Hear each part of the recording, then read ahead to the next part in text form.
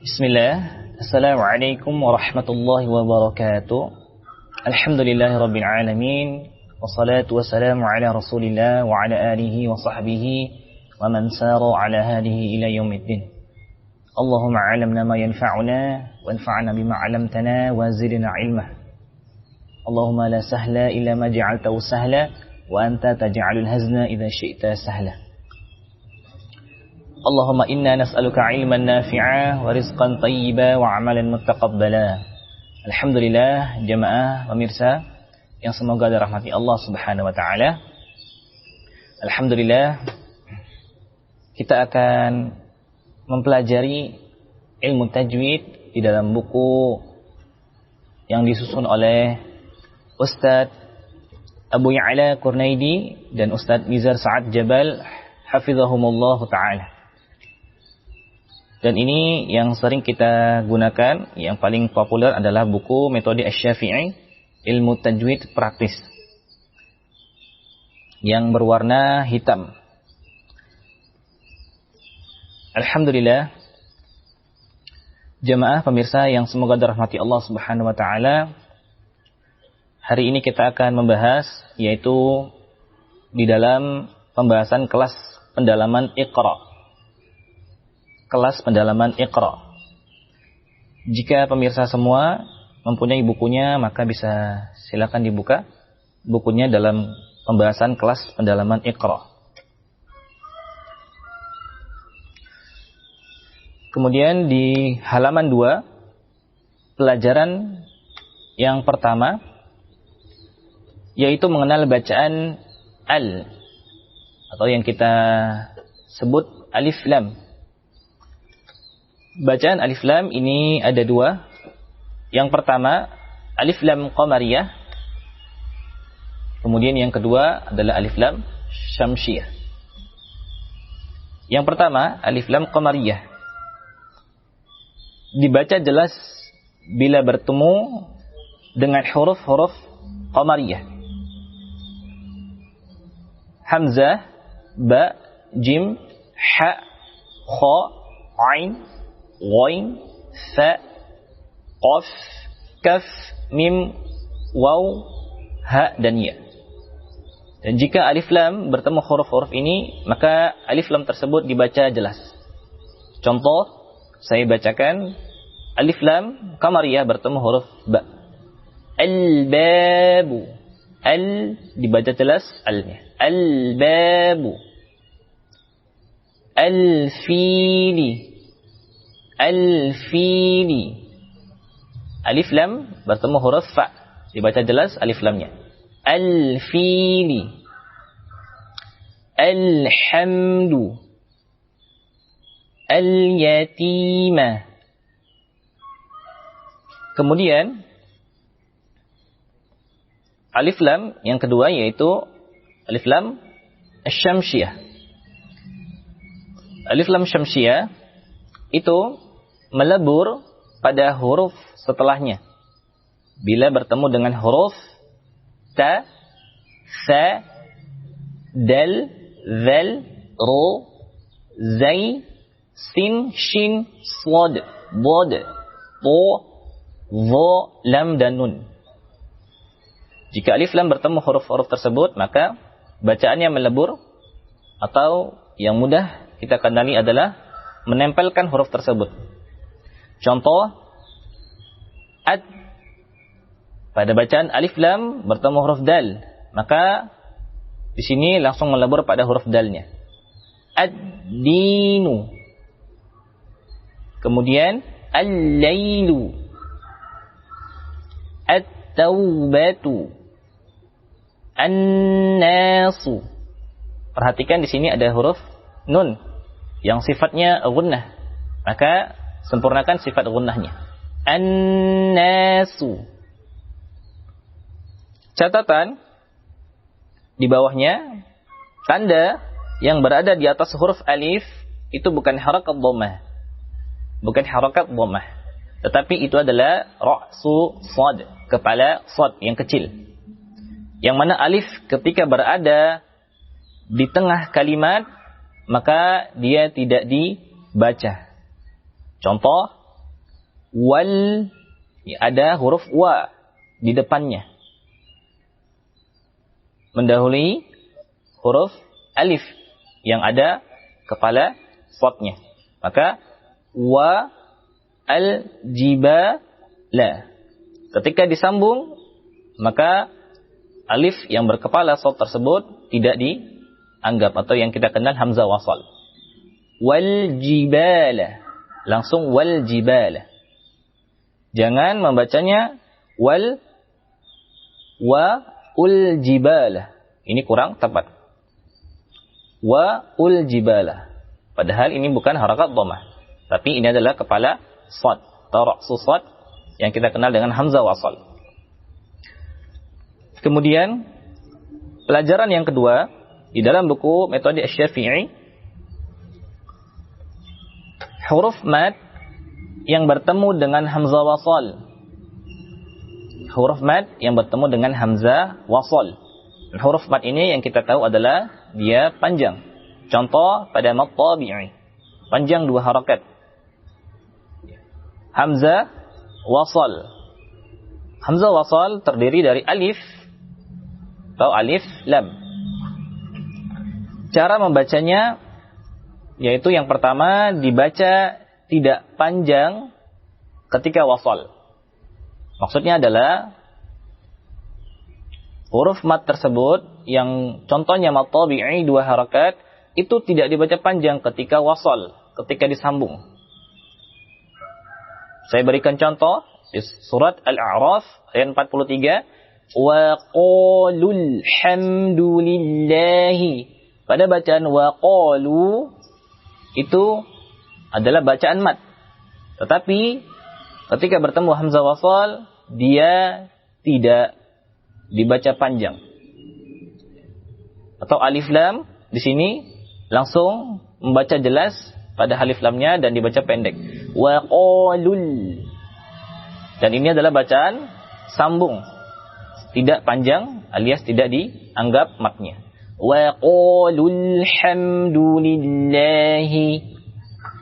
Juga sama Quran surah An-Naml. Quran surah An-Naml ayat 15. Di sini juga pada bacaan mat, ya. Wa la di sini panjang. Ya, la di sini panjang, tetapi ketika bertemu alif lam atau hamzah wasal maka ini dibaca pendek. Wa qalal hamdulillahi. Cara baca yang kedua yaitu dibaca panjang ketika waqaf atau bacaan berhenti. Ketika bacaan berhenti, maka kita panjangkan matnya sesuai dengan hukumnya. Contoh pada mad tabi'i di sini kita ingin berhentikan wa qala. Kita berhentikan menjadi 2 harakat sesuai dengan hukumnya. Kemudian pelajaran ketiga pada bab pendalaman Iqra ini kita hanya sedikit membahasnya dalam pembahasan tajwid karena ini adalah pembahasan murajaah. Pelajaran yang ketiga yaitu mengenal lafzul jalalah. Bacaan lafzul jalalah.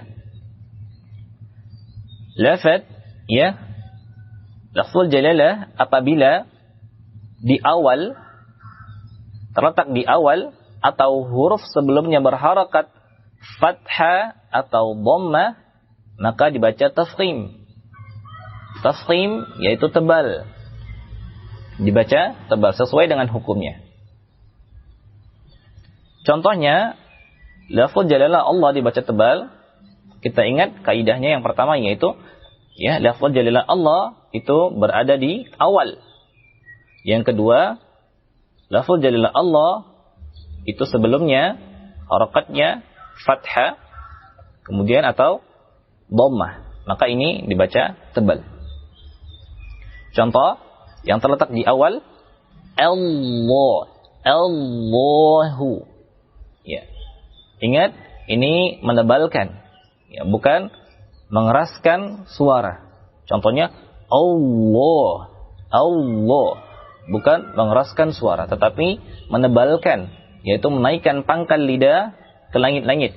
Allahu, Kemudian contoh pada sebelumnya berharakat fathah, maka huwa bertemu lafaz jalil Allah, huwallahu, ditebalkan juga. Contoh pada sebelumnya berharakat dhamma, ayatu bertemu lafaz jalil Allah, ayatullah. Saya ulangi, ayatullahi, ditebalkan. Kemudian lafaz jalil Allah apabila huruf sebelumnya berharakat kasrah, maka hanya satu hukumnya, dibaca tarkik atau tipis, khusus pada berharakat kasrah. Contohnya alhamdu lillahi. Lafaz jalil Allah di sini sebelumnya ada harakat kasrah yang berhuruf harakat kasrah. Lillahi dibaca tipis. Kekeliruannya yaitu kita membaca tebal. Alhamdu lillahi. Ini adalah kekeliruan ketika membaca lafaz jalil Allah pada hukum tarkik. Catatan, pada setiap lafaz jalil Allah terdapat huruf mad. Terdapat huruf mad pada huruf lamnya yang harus dibaca panjang 2 harakat. Pada saat tafkhim tebal maupun tarqiq tipis. Allah 2 harakat. Contoh pada bacaan bismillah, bismillah 2 harakat saja. Terjadi kekeliruan tersebut yang sering kita dengar adalah memanjangkan pada bacaan mad lafaz jalil Allah, bismillahirrahmanirrahim. Maka kekeliruan tersebut haruslah kita hindari dan mencukupkan hukumnya, yaitu hukum at-tabi'i 2 harakat. Pemirsa jamaah yang dirahmati Allah Subhanahu wa taala, berikutnya yaitu pelajaran yang keempat, mengenal mad dan tasydid. Mengenal mad dan tasydid. Di sini bacaan mad yang bertemu dengan huruf bertasydid. Bacaan mad ya yang panjang yang bertemu dengan huruf bertasydid. Ini perhatikan cara membacanya.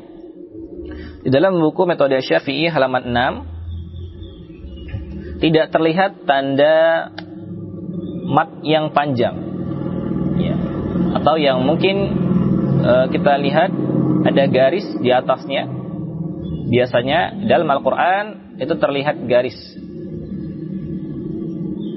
tetapi di sini tidak ada, maka kita sesuaikan dengan hukumnya.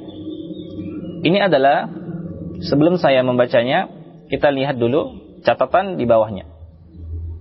Lafaz di atas dibaca panjang 6 harakat sebagai latihan untuk mad lazim kalimi mustaqqal. Hukumnya apa? Mad lazim kalimi mustaqqal. Yang kedua, pada lafaz di atas huruf mim bertasydid. Pada lafaz di atas huruf mim bertasydid dan nun bertasydid setelah mad, ya, setelah huruf mad. Maksudnya sebelum ada huruf bertasydid, di situ ada huruf mad. Ya. Maka harus diperhatikan bacaan gunnahnya. Ini khusus huruf-huruf yang mempunyai sifat haq pada gunnah. Contohnya adalah mim dan nun. Maka disempurnakan gunnahnya terlebih dahulu. Baik, kita perhatikan contoh. Tambahan sedikit, yaitu pada mad lazim kalimi mustaqqal bagi huruf yang tidak ada sifat ghunnah, maka ya kita berikan nabar, yaitu mengangkat suaranya. Kita berikan nabar. Dan ini adalah pendapat Syekh Aiman Rushdi Syu'aib. Kita contohkan mada, pada huruf dal tidak ada tasdidnya. huruf ma di situ ada hukum mad. Maka ketika dalnya ada tasydid, maka panjangkan. Madda. Kita naikkan suara, hukumnya nabar. Madda.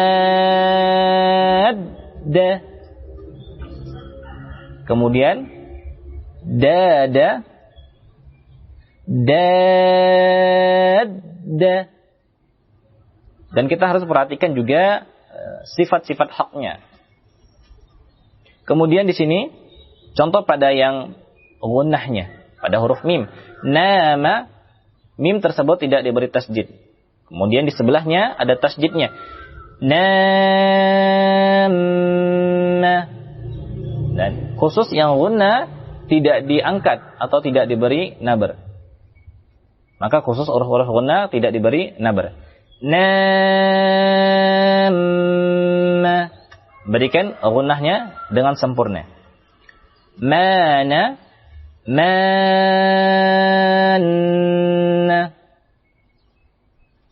Nah, alhamdulillah, ini adalah pengenalan mad dan tasydid. Yang kita bahas ini adalah mad lazim kalimi mustaqal. Berikut ada latihannya membaca mad dan tasydid di halaman 7. Nanti pemirsa semua jemaah yang dirahmati Allah Subhanahu wa taala bisa memperhatikan pada bacaannya. Kemudian yang di halaman 8 pelajaran kelima. Cara baca huruf yang tidak berharakat di awal surat. Cara baca huruf yang tidak berharakat di awal surat. Ya, ini adalah huruf-huruf asli, huruf muqatta'ah. Ya, huruf asli. Bagaimana cara membacanya? Contohnya pada surah Al-Baqarah yang sering kita dengar. Dan kita mengetahui kaidahnya harus terlebih dahulu. Yang pertama di sini lafaz alif lam mim. Alif lam mim. Cara membacanya yaitu alif, ya, dibaca alif saja, tidak ada panjang. Kemudian la 6 harakat, panjangkan la, bertemu huruf mim. Bertemu huruf mim. Maka huruf mim di sini ada sifat gunnah. Lam mim. 6 harakat. Saya ulangi. Alif lam mim. Ya. Jika membacanya kurang dari 6 harakat, maka kurang sempurna pada hukum tajwidnya. Contoh alif lam mim. Dan ini juga menghilangkan huruf. Karena apa? Tasydidnya dihilangkan. Membacanya alif lam mim. Ini termasuk kekeliruan. Kemudian juga sama di surah Al-A'raf, ya. Alif lam mim shad. Pada bacaan huruf shad di sini diqalqalah. Jelaskan qalqalahnya. Shad. Kemudian nanti bisa diperhatikan sama alif lam ra, lamnya 6 harakat, ra-nya 2 harakat. Cara mengetahuinya ya mudah, dengan tanda matnya yang jika ada tanda garis mat yang panjang, maka ya kita bisa membacanya 6 harakat. 6 harakat. Kemudian di bawahnya surah Maryam, ya. Perhatikan juga di sini hukumnya kembali lagi. Contoh di sini kaf ha ya ain. Ini dengungkan. Kenapa? Huruf ain di sini aslinya nun sukun di ujungnya. Bertemu huruf shad, maka didengungkan. Kaf ha ya ain shad. Bacanya jangan kaf ha ya ain shad. Maka tajwidnya kurang sempurna. maka bisa disempurnakan pada hukum tajwidnya. Kemudian surat Thaha, ya, sama-sama 2 harakat. Thaha. Tidak ada tanda garis yang panjang yang menunjukkan dia 6 harakat, tidak ada. Maka sempurnakan 2 harakatnya saja. Dan juga sama di bawahnya, kita ringkas, kemudian nanti bisa dibaca pada mat-mat yang lain. Dan di sini sudah ada penjelasannya, cara membacanya, berapa harakat. Dan insya Allah kita juga sudah sering mendengarkannya. Contohnya pada surat Yasin, 2 harakat, ya, kemudian sinnya 6 harakat. Yasin. Jangan kita membacanya Yasin. Ya, maka ini kurang sempurna. Kemudian catatan khusus pada huruf Ain boleh dibaca 4 atau 6 harakat. Khusus pada huruf Ain, ya, yang asli, maka boleh dibaca 4 atau 6 harakat. Untuk ketepatan dan benarnya bacaan, maka sebaiknya kita belajar langsung dengan guru, ya, talaqi, ya, agar guru tersebut memahami panjangnya, kemudian tajwidnya, dan insya Allah guru-guru kita, ya, mereka yang sudah ahli dalam ilmu tajwid, mereka akan bisa mengukur pada bacaan huruf-huruf yang asli tersebut. Dan yang terakhir yaitu pada kelas pendalaman Iqra, mengenal tanda-tanda waqaf. Dan inilah yang disebutkan di dalam surat Al-Muzammil, ya, warattilil Qur'ana tartila, yang ditafsirkan oleh sahabat yang mulia Ali bin Abi Thalib radhiyallahu anhu, bahwa at-tartilu tajwidul huruf wa ma'rifatul wuquf, mentajwidkan huruf dan mengetahui kaidah waqaf, yaitu kaidah tempat berhentinya. Yang pertama kita kenal yaitu tanda waqaf lazim. Waqaf lazim maknanya seorang qari harus waqaf, menghentikan bacaan pada lafaz yang bertanda ini. Sebab jika dia diwasal, itu bisa mengubah makna ayat, bisa merubah. Maka hati-hati pada tanda waqaf tersebut, ya, waqaf lazim, ini haruslah kita berhentikan. Hati-hati dalam pemberhentiannya, jangan sampai kita lanjut terus. Ya, biasanya di bulan Ramadan ini kita ingin menyelesaikan dengan kecepatan ritme hadar. Kita tidak memperhatikan waqaf lazimnya. Padahal di sini haruslah berhenti karena bisa merubah maknanya. Yang kedua, tanda waqaf aula. Ini kita berhenti itu lebih baik. Waqaf yang seperti tanda ini, waqaf aula, ya, ini kita lebih baik berhenti. Namun jika dia wasal, apakah boleh? Maka dibolehkan. Tetapi menyempurnakan waqaf itu juga lebih baik.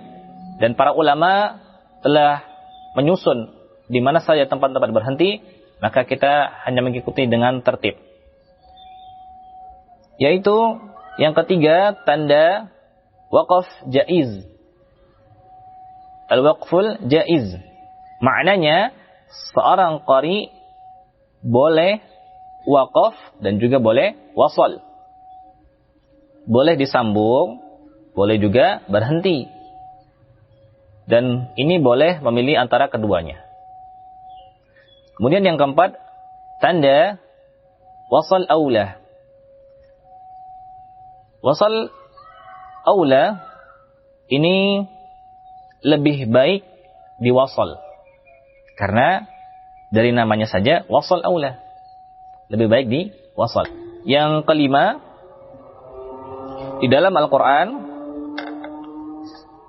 ya, di surat Al-Fatihah,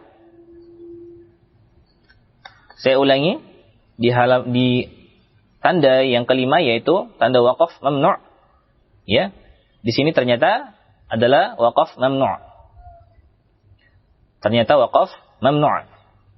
Maka ini wakaf yang terlarang. Namanya saja mamnu', ya, terlarang. Maka apa maksudnya terlarang? Dianjurkan kita jangan sampai berhenti di sini. Jangan sampai berhenti di sini. Disambung. Disambung. Saya ulangi ya, tadi yang keempat itu bukan di surah Al-Fatihah, tetapi yang kelima itu berada di surah Al-Fatihah. Waqaf mamnu'. Maka ini tidak boleh berhenti, dianjurkan. Ya, para ulama itu sangat ketat ketika mereka ya mengkoreksi ya dari bacaan murid-muridnya. Itu jika menyetorkan kepada gurunya, maka sangat ketat sekali dalam waqaf ini. Kalau bisa disempurnakan, ya dibaca terus. Kemudian tambahan yaitu jika boleh berhenti pada waqaf mamnu' ini ketika dia berada di akhir ayat. Berada di akhir ayat. Kemudian yang keenam adalah tanda waqaf mu'anaqah. Al-waqful mu'anaqah atau waqaf muraqabah. Maknanya seorang qari harus waqaf pada salah satu lafaz yang bertanda titik 3 ini. Pilih salah satunya, boleh di depan atau juga boleh di yang di belakangnya. Contohnya yang kita baca yaitu di surat Al-Baqarah ayat 2. Dzalikal kitabu la raiba fih. Boleh kita berhenti di sini. Boleh juga kita berhenti pada bacaan raib. Bagaimana? Contohnya Dzalikal kitabu la raib. Tetapi kita tidak boleh berhenti lagi yang berikutnya. Karena ini terlarang. Harus memilih salah satu. Jika disambung maka fihi hudal lil muttaqin. Fihi hudal lil muttaqin. Jika berhenti pada bacaan raib. Alhamdulillah. Sekian dari pembahasan kita pendalaman Iqra di dalam buku Metode Asy-Syafi'i. Mudah-mudahan pembahasan kali ini bisa dimurajaah dan bermanfaat bagi pemirsa jemaah yang dirahmati Allah Subhanahu wa taala. Insyaallah jika diberikan pertemuan berikutnya dan diizinkan Allah Subhanahu wa taala, kita akan melanjutkan pada pembahasan kelas tajwid di buku Metode Asy-Syafi'i. Wa sallallahu ala nabiyyina Muhammadin wa ala alihi wa sahbihi ومن تبعهم بإحسان إلى يوم الدين وآخر دعوانا أن الحمد لله رب العالمين سبحانك اللهم وبحمدك أشهد أن لا إله إلا أنت أستغفرك وأتوب إليك ثم السلام عليكم ورحمة الله وبركاته.